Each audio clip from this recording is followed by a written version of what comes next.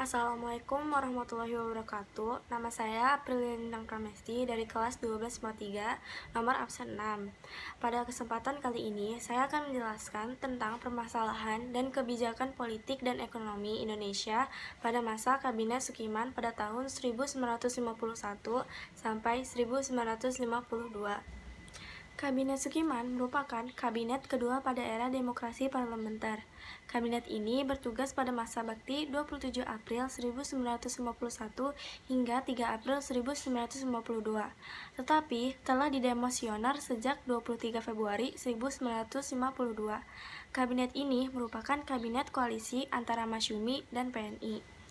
Program kerja Kabinet Sukiman. Yang pertama, menjalankan berbagai gerakan tegas sebagai negara hukum untuk menjamin keamanan dan ketentraman serta menyempurnakan organisasi alat-alat kekuasaan negara. Kedua, membuat dan melaksanakan rencana kemakmuran nasional dalam jangka pendek untuk mempertinggi kehidupan sosial ekonomi rakyat dan mempercepat usaha penempatan bekas pejuang dalam pembangunan. Ketiga, menyelesaikan persiapan pemilihan umum untuk membentuk Dewan Konstituante dan menyelenggarakan pemilu itu dalam waktu singkat, serta mempercepat pelaksanaannya otonomi kawasan. 4. Menyiapkan undang-undang pengakuan serikat buruh, akad kerjasama, penetapan upah minimum, dan penyelesaian pertikaian buruh. 5. Menjalankan politik luar negeri lepas sama sekali giat. Keenam, memasukkan Irian Barat ke dalam wilayah RI secepatnya. Hasil dari program kerja ini tidak terlalu berarti, sebab programnya melanjutkan program Natsir. Hanya saja terjadi perubahan skala prioritas dalam pelaksanaan programnya, seperti awalnya program menggiatkan usaha keamanan dan ketentraman, namun selanjutnya diprioritaskan untuk menjamin keamanan dan ketentraman.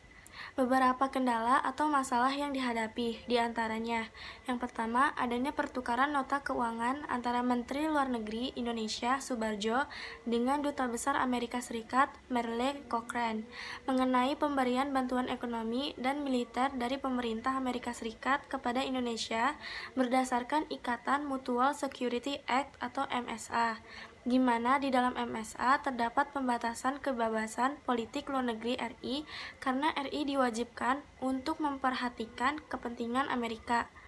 Yang kedua, adanya krisis moral yang ditandai dengan munculnya korupsi yang terjadi pada setiap lembaga pemerintahan dan kegemaran akan barang-barang mewah. Yang ketiga, masalah Irian Barat belum juga teratasi. Yang keempat, hubungan Sukirman dengan militer kurang baik, ditunjukkan dengan kurang tegasnya tindakan pemerintah menghadapi pemberontakan di Jawa Barat, Jawa Tengah, dan Sulawesi. Kabinet Sukiman tidak mampu bertahan lama dan jatuh pada bulan Februari 1952. Penyebab jatuhnya kabinet ini yaitu karena diserang oleh kumpulan sendiri. Dampak kebijakan politik luar negeri yang dinilai terlalu condong ke Barat atau pro-Amerika Serikat. Pada saat itu, Kabinet Sukiman telah menandatangani persetujuan bantuan ekonomi, teknologi, dan persenjataan dengan Amerika Serikat. Dan persetujuan ini ditafsirkan sebagai masuknya Indonesia ke blok Barat, sehingga bertentangan dengan program Kabinet tentang politik luar negeri lepas sama sekali giat.